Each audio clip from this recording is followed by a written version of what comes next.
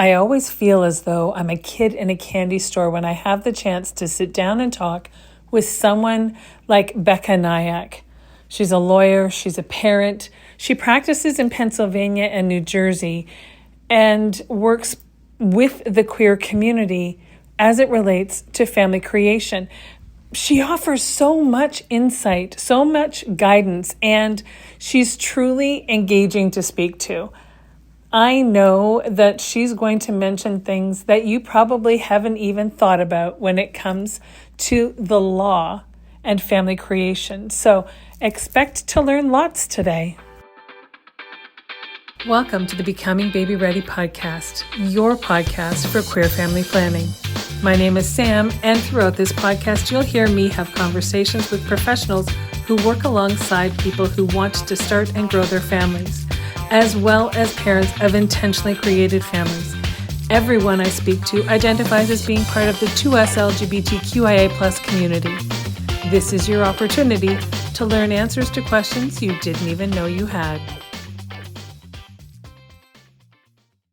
Welcome, everyone. Today, I am extremely excited to be able to introduce you to Becca Nayak, who is a lawyer in the U.S. She practices and is licensed in both Pennsylvania and New Jersey. And so I want to say right from the start that if we do have any conversations that she offers a legal perspective, understand that she's not offering legal advice. And if you do need legal counsel, then it is probably advantageous to find someone in your own community because the laws vary from state to state, province to province, country to country. So I get that out of the way right at the beginning. I want to also let you know that Becca is also a parent. So we have so many things that we can talk about today. Let me first just say, welcome, Becca. I appreciate you being here. Can you tell everyone a little bit more about who you are and what you do and your family and the things you know? Sure, great. Well, thank you so much for having me. Yes, so I'm Becca Nayak. I live in Philadelphia with my wife. We have a blended family. So I have a son from a prior relationship. Um, and then my wife has twins. And so we have a full house with a 10-year-old and two 8-year-olds. And then professionally, I am an adoption and assisted reproduction attorney. I have been practicing for, since 2008. Um, and I had a lot of cases initially in my career working with the LGBT community. That's really why I went to law school, was I wanted to do LGBT civil rights work. And as I was in law school, I really got interested in the intersection between family law and LGBT rights work. So when I graduated from law school, initially, I was seeking out jobs that would allow me to practice in that area. And I first worked at a law firm that specialized in serving the LGBT community. And so we did things, it was back in 2000 and, well, 8, 9, 10, as I was coming out of law school, and the legal environment was very different than it is now. People were getting married and then couldn't get divorced. And so, we were finding innovative solutions for those families. And then over the course of my career, I now focus more on family building. So building families through adoption and assisted reproduction. Excellent. You are a parent, you have sort of watched this evolution.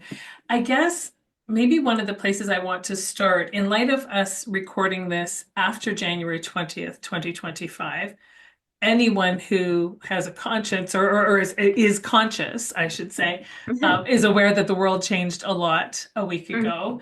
And so can you provide just some insight as to why people are feeling so terrified now as queer parents, or even people who are on the path to thinking about family creation? Because it felt, let me just say, and in my thought process, it feels like it's obstacle after obstacle.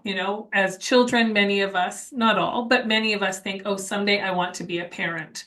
not sure how that's going to happen. And then we realize our sexuality and we come into that, and then how we have family changes in our mind. Will that even be a possibility? Won't that be a possibility? And then we need to look at how much it's going to cost, and who's going to help us and where we can get help, and are we allowed to have help, which is really in the last 20 years, thankfully, something that's been changing in North America. There's still lots of countries where it's not legal, but so now, we've watched this growth and this evolution where people I'm going to say in the last 5 to 10 years, people who are part of the queer community truly have, while they have an understanding that there are going to be obstacles, it is at least something that they have an opportunity to consider, is the possibility of family creation for themselves.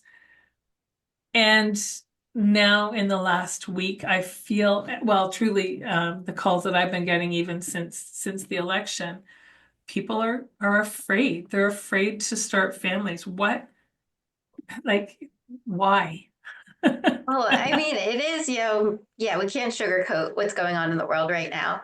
It's alarming, when we see our federal government want to deny the existence of transgender people, deny people the ability to get passports that have the correct gender marker on them. When we see news stories of rainbow flags being taken down over embassies, that really, says that there's been a culture shift that we need to be cautious of. Families, with children already need to be really looking at the environment that we're in and doing everything that they can do to protect their families, whether that's through confirmatory adoptions, that's what I like to call second parent adoptions, Mhm.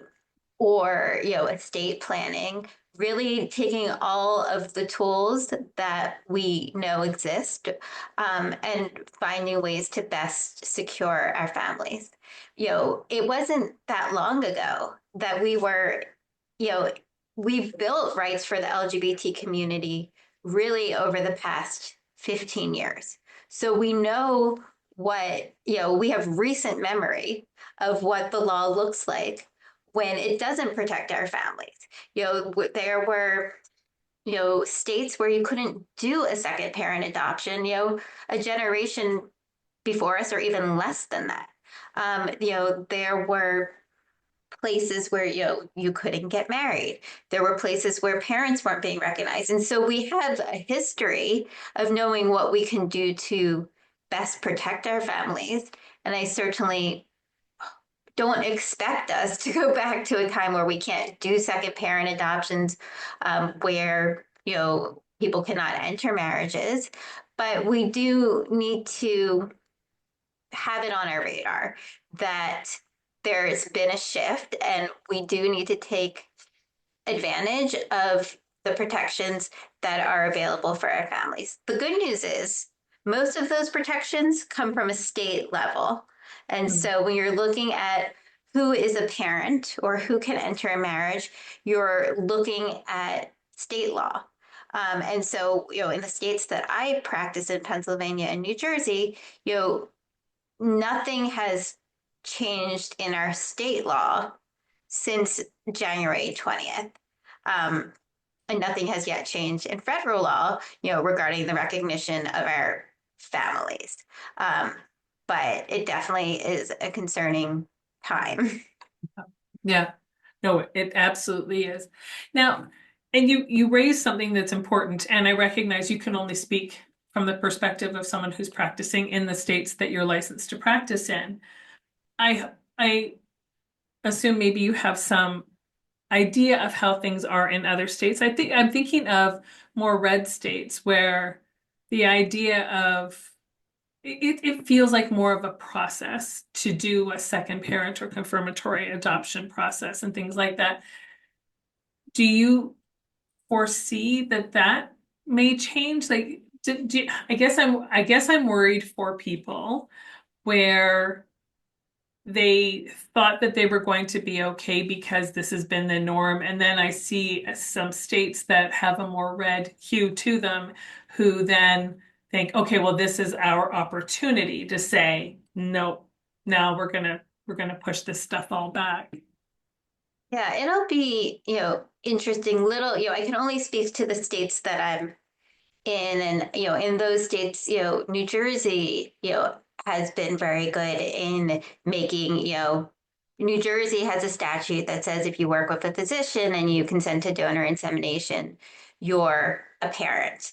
But New Jersey also recognizing the value that an adoption decree gives because it's entitled to full faith and credit. So other states have to recognize it, created a streamlined process for adoptions where people are married and a child is born via assisted reproduction into the marriage with the consent of both spouses. And so, I think things like that at a state level to make it easier. Other states like Pennsylvania, where I also practice, we're a little bit more purple in Pennsylvania, Mm. um, and it's interesting in that we had, a Supreme Court decision not that long ago that made it more important for people to be married, to have access to doing second parent adoptions.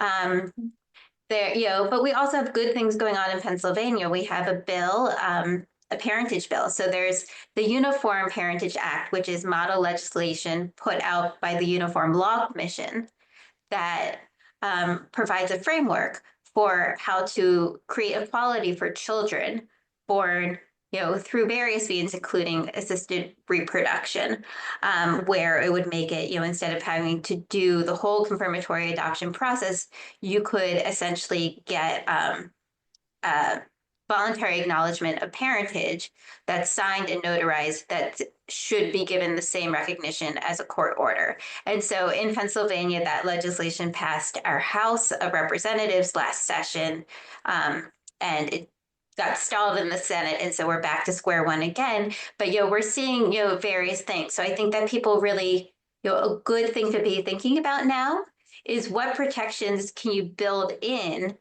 at the state level? What advocacy can you do to either, if you have, to make second parent adoption easier, like New Jersey did, or, if they're like Pennsylvania, where we have no assisted reproduction statute, we have case law, so decisions that have come before saying how parentage is determined. But, what advocacy can you do to get a law in your state? And so that's really, things that we're thinking about right now. Hmm. Yeah. Are there, I guess I get, and so that leads me to the question, are there places where people can go who want to learn more or want to do more to help encourage change within their state, or is it just something that they hope that their state will do? Well, no, you can't. It's not going to work with hope for I sure. know, right? Well, that's it.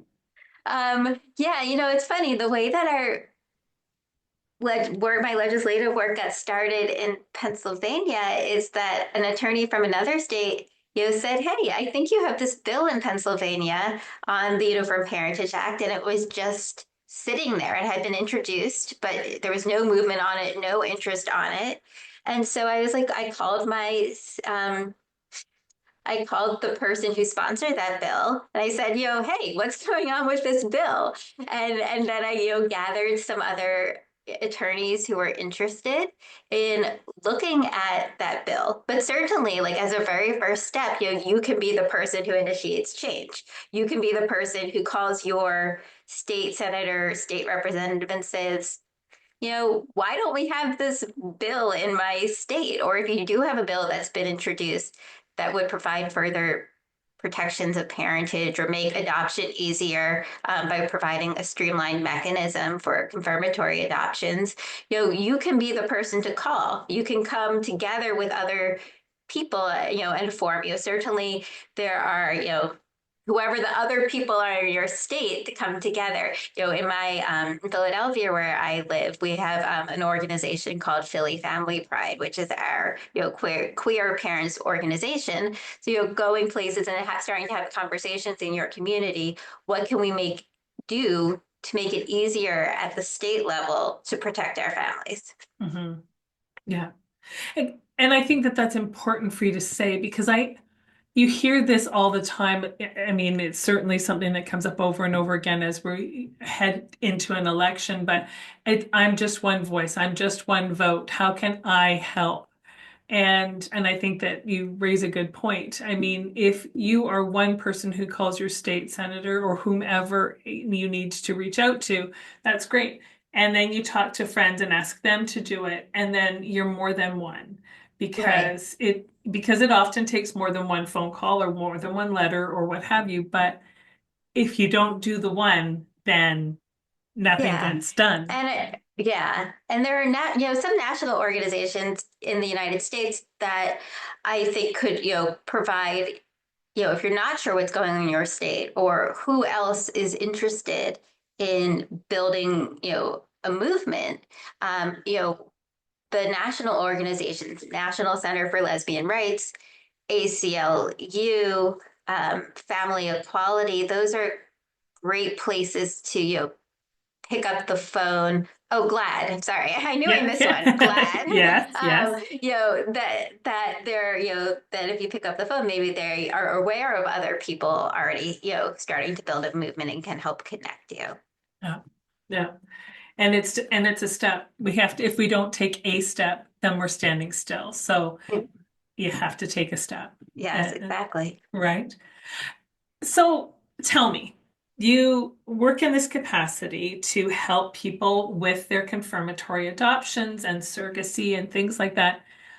When would you encourage someone in your state to reach out to you to start the process? Is it something that they do kind of at the beginning? I'm thinking, okay, have a surrogate, have a baby through surrogacy, so I need to reach out to a fertility clinic or a surrogacy agency. Is that the time that I also introduce a lawyer, or do I wait until I'm further?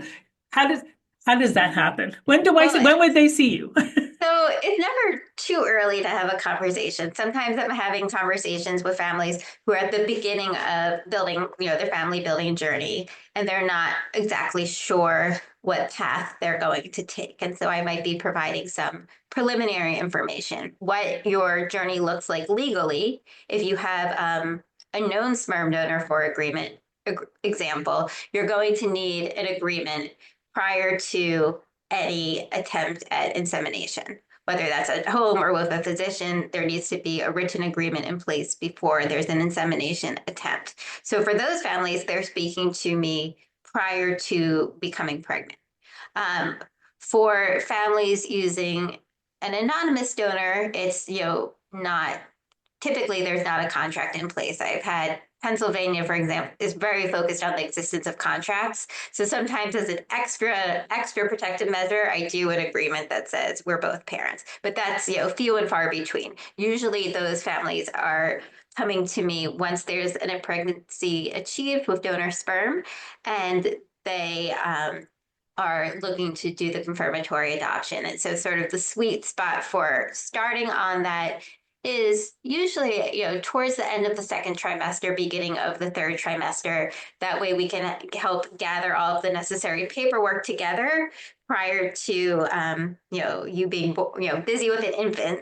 Right. And then we just need to find, the baby's name and birth certificate in order to file the actual petition. For people building their families through surrogacy, again, you're going to speak to an attorney more early on in the process. With surrogacy, there's always a contract written prior to achieving a pregnancy. Prior to any embryo transfer cycle, there needs to be a written agreement. And then once there's a pregnancy, then we start on a pre-birth order to identify who the parents are. So that's, so different times, but I would say it's never too early. And there could be nuances. For example, I said in Pennsylvania, we've seen some counties not doing confirmatory adoptions if the couple is not married. And so for those couples, it's probably better to speak to an attorney earlier on and say, what is this going to look like? Because there are more solutions available the earlier you speak with an attorney. For example, there was a couple I worked with who was an unmarried couple, and they reached out to me very early in their pregnancy.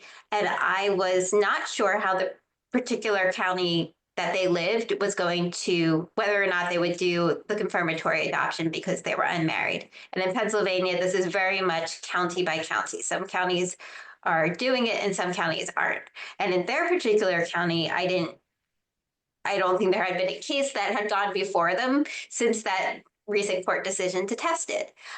So I said, you know what? Why don't we do a pre-birth order? We'll see if we can get you an order that says you're both the parents prior to your child being born. And then if that doesn't work, we can, figure out our options later. Unfortunately for them, it did work. We got a pre-birth order of parentage that said, despite the fact that they were not married, that they both should go on the birth certificate and they were both parents. Which then sort of lends me to another question, though. These days, I'm seeing more and more um, instances of unique family creations and dynamics where, certainly in the past, in history, a stereotypical family consisted of a male partner and a female partner coming together to create a family, and they were the parents, the two of them. These days, I'm seeing more and more cases of, a single gay man assisting a lesbian couple, all three of them being the parents, or two different couples coming together to co-parent. So how does all of that unfold with the dynamics of the laws as they present? How do you get pre-birth orders and things like that or can you even in a case like that when the couple that's married that may be carrying the baby are not the only parents, and so everybody needs to be on the decision making. Yeah, so I definitely have seen that type of, family building. And it's really important to speak with an attorney early on in the process because, you know, there aren't that many states that have more than two legal parents. There are some. A very good example is California, that by statute says that you can have more than two parents. But only in some circumstances. I think the language is having to do with detriment to a child, but I don't practice in California, so don't quote me on it. Right, right. But if you're speaking, early on, you can find out what your state has.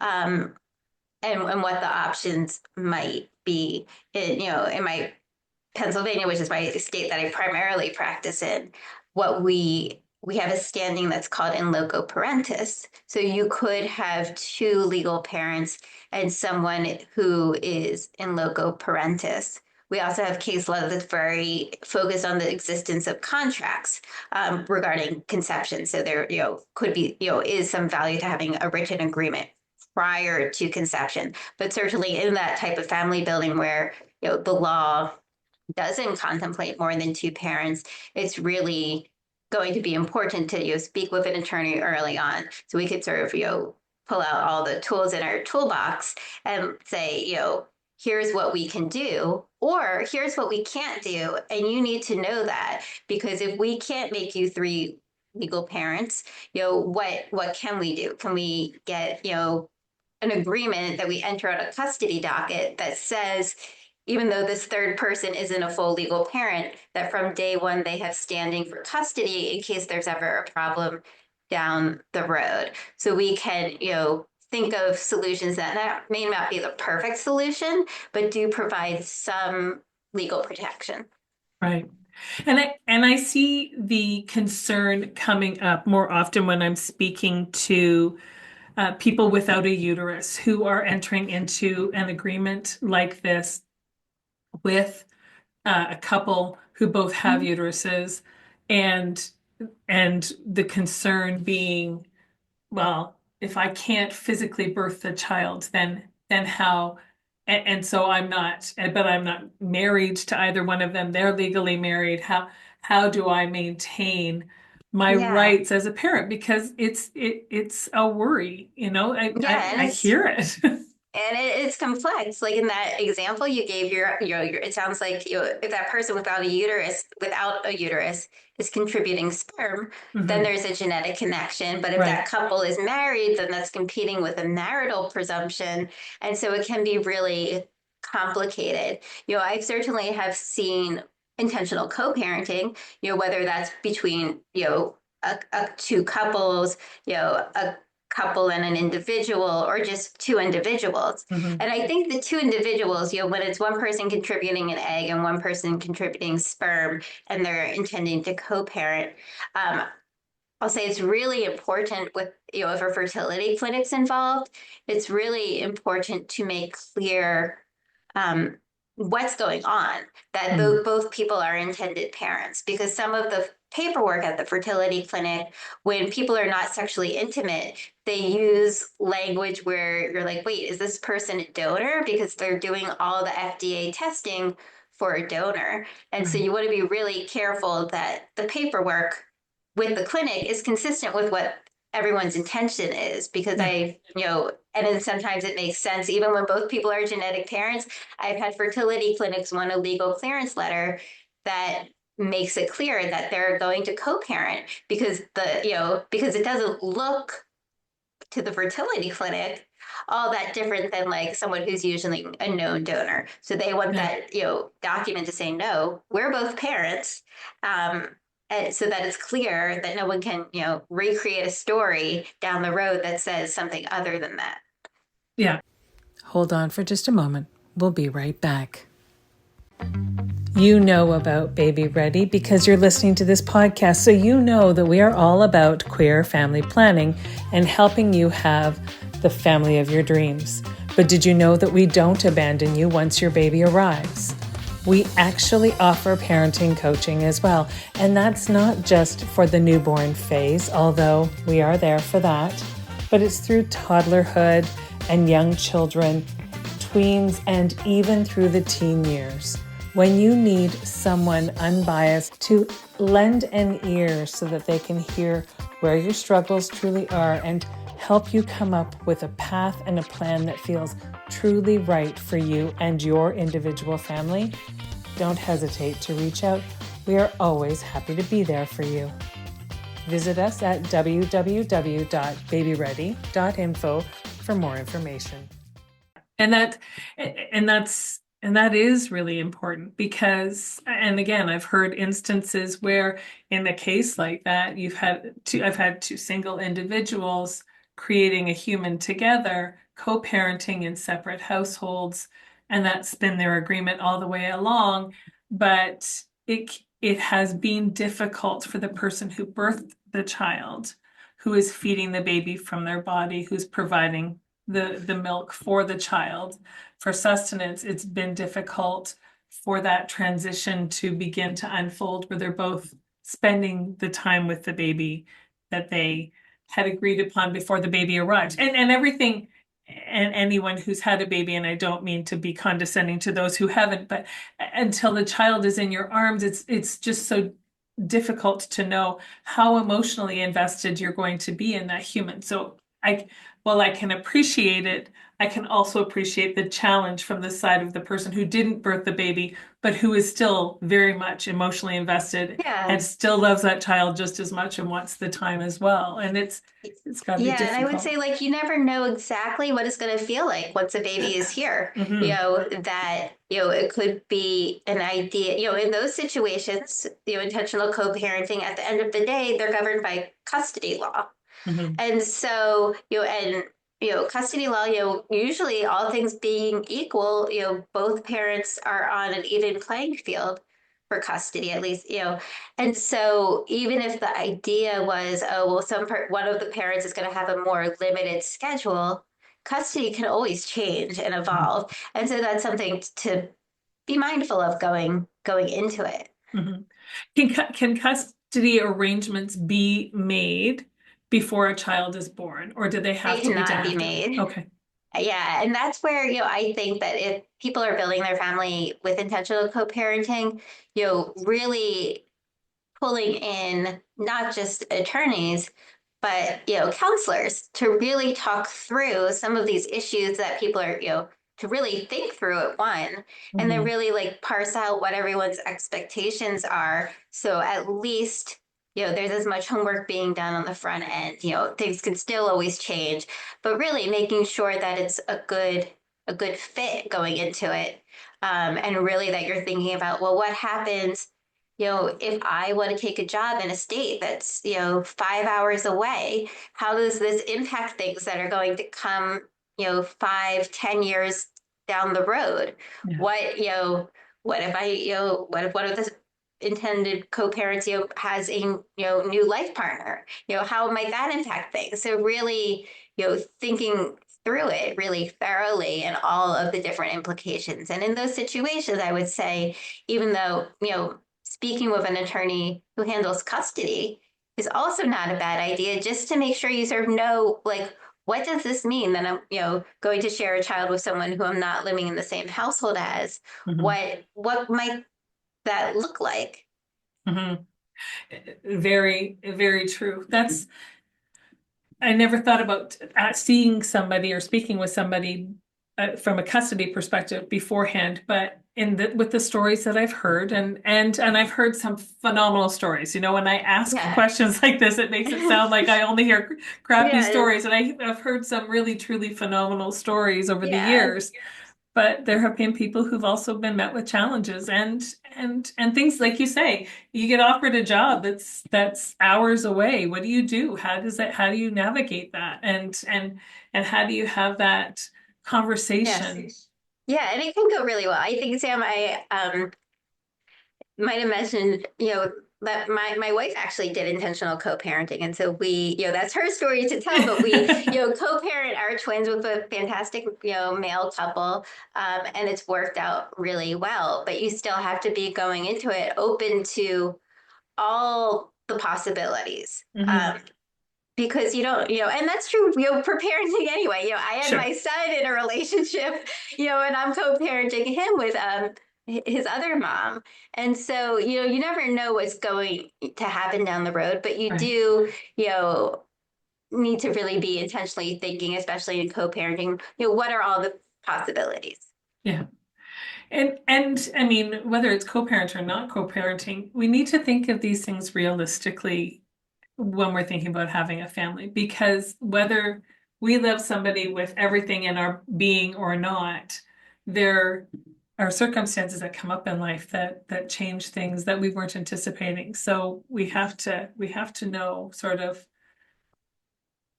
we need Yeah. to think about it all. We need to think about it all and not Yeah. not not by not be naive, not wear our rose-colored Right. glasses And all the sometimes time. just being like okay with the unknown. Yeah. Like, because really you have to be okay with being okay with the unknown and intentional co-parenting, I think is really important. Yeah. But then I think about how wonderful it is for the children growing up in that environment and seeing a positive co-parenting Hmm. relationship.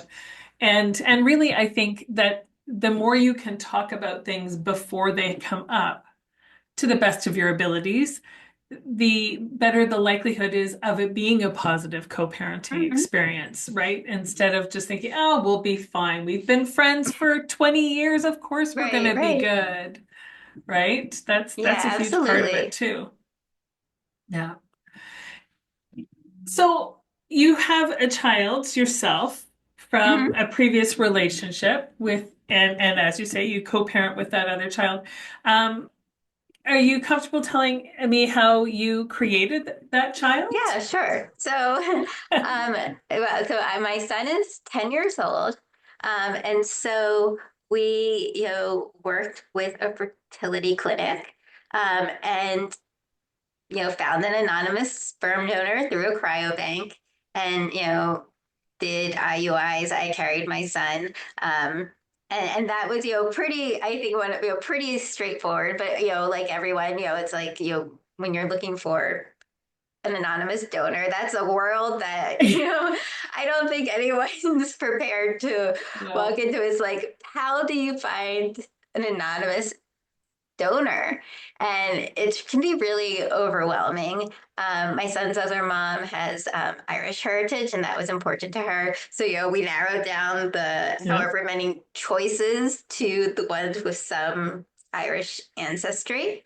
Um, and then we had, I think it depends on your personality types. Some people, they're like, they hear the donor, they see something, and they're like, that's it. Yeah. That wasn't quite what we did.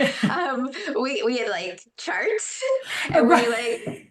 like each independently went through and like rated some of the donors based on, gosh, this was like 11 years ago. So it's hard, but it was like, their health history. We sort of gave them a number ranking on health history, and we gave them a number ranking on, some of their like personal interests Yeah, and how much that spoke to us. And we, sort of came up with the people, that had sort of high scores for each of us, right. to get to Yeah. the donor that we ultimately selected. It is. You think about a cisgendered heterosexual couple who meet and they get married and they decide to have a family and off they go. And you think, I wonder how much they thought at the time of family creation. Well, my partner has these qualities that I like, but these ones that I hope the child doesn't get. So then we go looking through an anonymous donor bank and we're like, well, that tick, tick, tick, tick, tick until you got all the boxes ticked, right? Yeah. It's so hard. I can't. Yeah, it's a lot. It's overwhelming, but I mean, it gives you something sort of fun to do through the process and so many things that Yeah. you can't control, then why not try and pick Right. the You can't perfect make a person? wrong decision. The Right. child that you have will be the child that you were meant to have. Is, Exactly. Yeah. and so while it might feel overwhelming, you can't make a wrong decision. No. And that's it. When that child comes out, it's not going to matter whether or not they had all of the boxes checked or not. You're going to love that child with your whole heart and that's all they're going to know is that you love them Mhm. and that you're the parent, right? So where they've come Yeah. from is irrelevant. Yeah. And so you have the three kids, the dynamics of all of that, and the other parents that are around. And do you do things together collectively, or is each family kind of separate and doing their own thing separately? Um, Well, with co-parenting is, a little different. So I would say, we, do more together with the twins' parents. And we'll, make a point to like go on a vacation every summer together. And that's really the time that we have where we're all in one, vacation household Nice. for, Yeah. a period of time every summer. Yeah, but I mean, we all participate in report card conferences and things like that. But definitely, like any co-parenting relationship is something that has its ups and downs and evolves Sure. over time, and Sure. you have to navigate all sorts of what sports and when they are and what activities and what camps and vacations and where how you're checking homework, all of the things. It's true. Yeah, if you thought you had a big checklist for choosing a donor, the checklist for making sure that everybody gets to do the things that they need to do in your co-parenting is also quite big. Are there any tips that we haven't talked about that you would offer to people who are still in the thinking or planning phases of family creation, things to Yeah. take into consideration? Well, one thing that I would say personally, it wasn't high on my radar of things to think about, and it only became higher as I've had a child and that that's grown, is thinking about donor siblings. That was like who the donor was something that I was, focused on, who that person would be, what they would be like. But what I didn't personally have as high on my radar is, where, is the donor coming from? What number of diblings, donor siblings, will that be? Where may they be geographically? That was something that was really, even being in this field, and at that time I was doing more like, getting people out of, marriages who couldn't get out of them. But Right. it really wasn't, as high on my radar as I wish it had been. I don't have any regret for um, what I determined, but really, thinking through now, what does that mean to your child?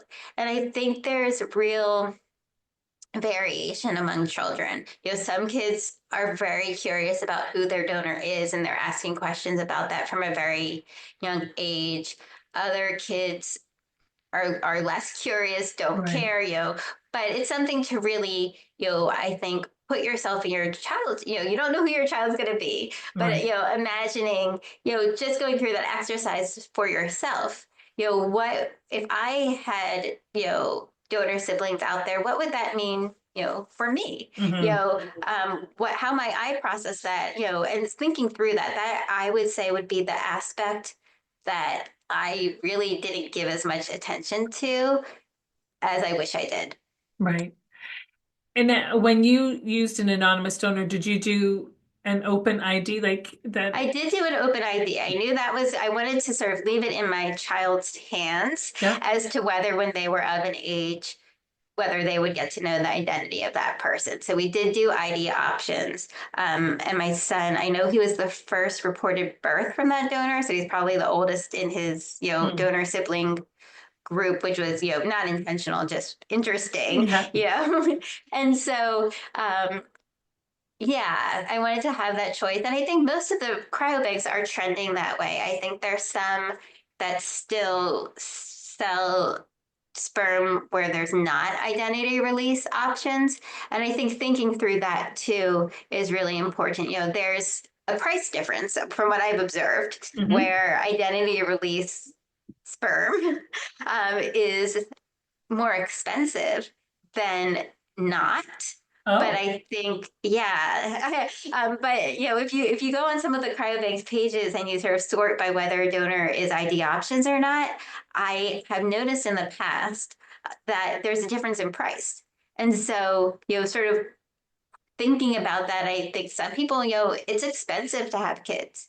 And, you know, purchasing sperm that's more expensive or less expensive, it can be a financial, with all the expenses that go into building a family when Yeah. you're having to do it with purchasing sperm if that's what you're doing, or working with a doctor, it all adds up. But I think really thinking through that issue as well is leaving that option available for your child something important. And then there's the other side where no one's anonymous anymore. Well, that's um, it. Yeah. we either through consumer DNA testing, we know that people are going to be found. If your second cousin did a 23andMe, that people can be found. And if your donor don't want to be found, what might the implications of that be as well?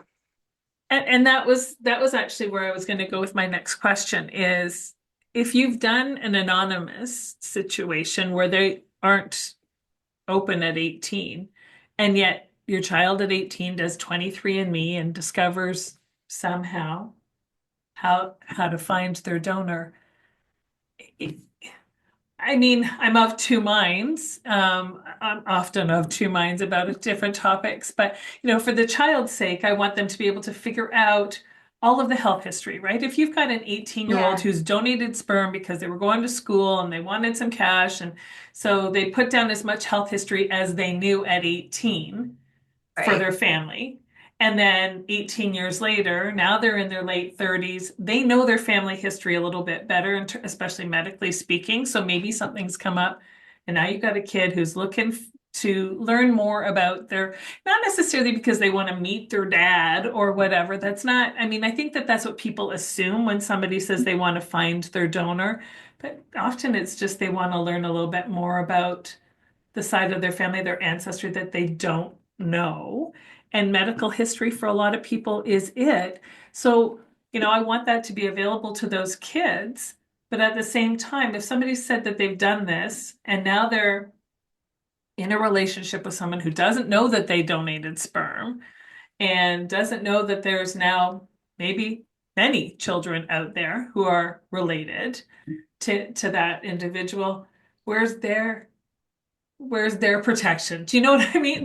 Well, that's where I think that the cryobanks are definitely trending in the right direction where there is now. I think for most of, maybe all of the major cryobanks, there is only open ID donors Right, so that the donor knows coming in, like, hey, this better not be a secret for my right. wife because there are going to be children, and going into that with that expectation, I think is really important because there's a lot of, not, again, it depends on your child, Sure. but you don't know your child. You don't know what's going to be important to them and what's not going to be important to them.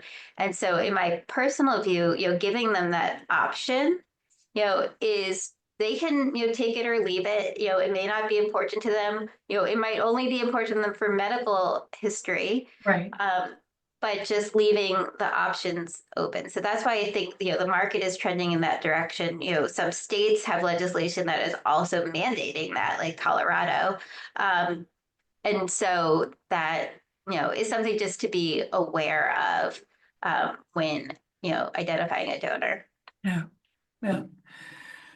I mean, donors are just so fascinating to me, on so many levels. And I mean, and I live in a country where we can't be paid to be a donor. Doesn't matter Mhm. what kind of donor we are.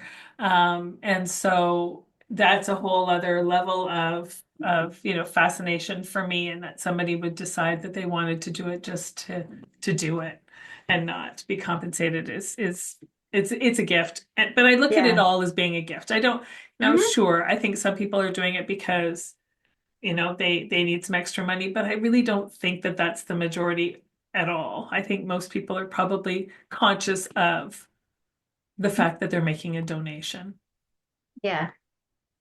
But maybe I'm naive. I just want to Well, see I the think good in with, people. with known donors, I mean, it's very rare for me to see a compensated in agreement with known donors. Again, those are usually, but not always, Yeah, close friends.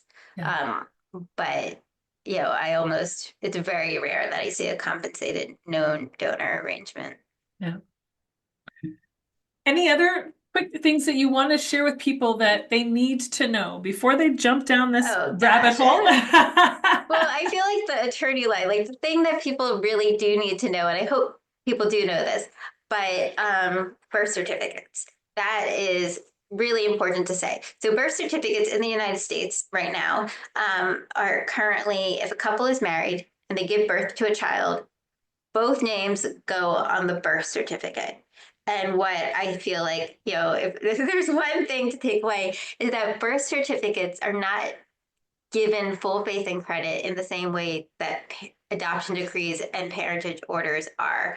Adoption decrees and parentage orders are, entitled to full faith and credit. Um, Other states have to recognize the adoption decrees of other states, but they don't need to give that same recognition to a birth certificate, which is essentially, an administrative record of what was reported at the time of the birth. So I feel like, if there's one sort of attorney takeaway to have on your radar, is that if you've given birth to a child and both names are on the birth certificate, don't stop there. Right, Still speak with an attorney in your state to make sure that, things are as legally secure as possible. It could be very well that under your state law, that you are both legal parents, but in, going back to the beginning of our conversation, in the world that we're living in right now, where it's such an uncertain political environment, yeah, and it feels like things are being rolled back. That, it can't hurt to have a higher level of protection. Like there's a cost, a cost to doing a confirmatory adoption, and that varies based on what state you're in and how much is involved. But I, when speaking with my clients, talk about it as being sort of similar to life insurance. right, You don't get life insurance because you think you're going to die, but it's a way of planning for a worst case scenario. And that's how I view confirmatory adoption these days, is just to, have the maximum level of protection, in a world that's sort of feeling increasingly uncertain. That was always my advice, but I feel yeah, like I have to, like, underscore it right now, because it's just, it's feeling a little on this particular day, we're only 8 days out from the inauguration. And so hopefully, a year from now, we'll see how things have played out, and maybe they'll not feel as uncertain. right. But just planning, is really important. Uh, no, that's invaluable information, and I think that I have talked to a couple of people who feel like the state that they're in, that they're safe, but you're right. I mean, You may be right now, but who knows where you will Right. And be. people move and children grow up and they move and you just never know. Yep, absolutely. Before I let you get back to your day, please tell me, what is your very, very favorite part of parenting your son? Oh gosh. Well, he, he's just so funny. He is in many ways my complete opposite. And you never know who your child's going to be. We're at we're in Philadelphia, and so the Eagles are going to the Super Bowl. We were very excited about that, and Mhm. I'm, sort of more quiet and reserved. And my son, who's 10, is in the living room, leading chants and like banging on when they won, banging on his like pots and pans or wooden spoons. And Yes. so, I think that's something, when you might envision being a parent, like, maybe in a vision, it's like, oh, well, I'll have like a little mini person that has some of my traits. But I think the sort of most amazing part is all the like surprise on it is like Yes. seeing who your child is and going to become. Yeah. I think that's pretty amazing. Would you please tell people where they can find you so that especially if they live in the states that you practice Oh, in yes, that's that they can important. it is they need to find you. Yeah, so I'm at the firm of Hangley, Aronchek, Siegel, Pudlin, and Schiller. A lot of names. I am happy to give out my email address, which is RNAYAK at Hangley, HANGLEY.com. Based in Philadelphia, like I said, I practice in Pennsylvania and New Jersey. And I'm also, I'm part of some networks. I think people who are not in those states, you really should be places I always tell people to go for an attorney who is well versed in this area is the Academy of Adoption and Assisted Reproduction Attorneys. They are a national organization of vetted attorneys, and you can look at search an attorney by state. And then I like to sort of overlay that map with the map from the LGBTQ Bar Association that also has a map of attorneys who are family law attorneys. If you go to the Family Law Institute of the LGBTQ Bar Association, they also have a map of attorneys. And I would say if you take the overlay between those two maps, you're getting someone who's well versed in adoption or assisted reproduction law, who is also, you know, saying that they're, LGBT friendly. That's amazing. And I will put as much of that in the show notes as I can so that Okay, awesome. people can find it, find you, and find resources in their own community if they're outside of the states you practice in. Thank you. Thank you so much for taking the time to chat with me today and for sharing your wisdom with everyone and just providing some guidance and insight as to first steps too that people need to think about taking because legally isn't where our brains always go when we're thinking about having a baby, but especially in the queer community, it needs to be a big piece of the puzzle too. Yeah, well, thank you so much for, doing what you do and educating everyone and, telling everyone about all the different, ways to get to their family building. As a queer individual with colonial lineage, I want to first acknowledge the land upon which I live and work. Being from what is now known as Burlington, Ontario, I recognize the original ancestry of these lands as they span from Lake Ontario to the Niagara Escarpment and beyond. These lands are steeped in Indigenous history that benefits my community every day.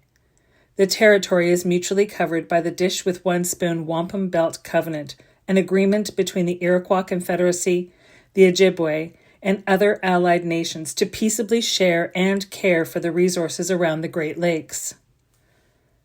I would like to acknowledge that the land on which I stand is part of the treaty lands and territory of the Mississaugas of the Credit. The land dictates everything about our ways of being. Particularly, the land teaches us about fluidity.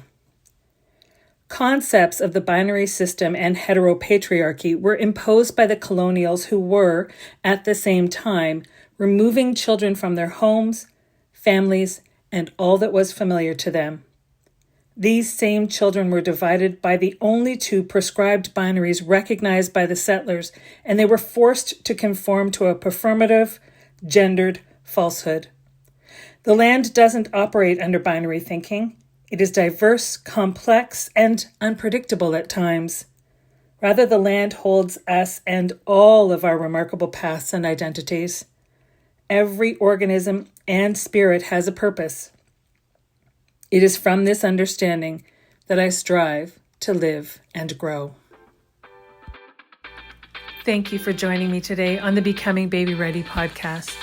If you have a story that you'd like to share, or you know someone who might, if you're a professional who works in the capacity of helping people start and grow their families, and you identify as being a part of the 2S LGBTQIA+ community yourself, then please don't hesitate to reach out. We always have room for more stories to share, and there's always more learning to do.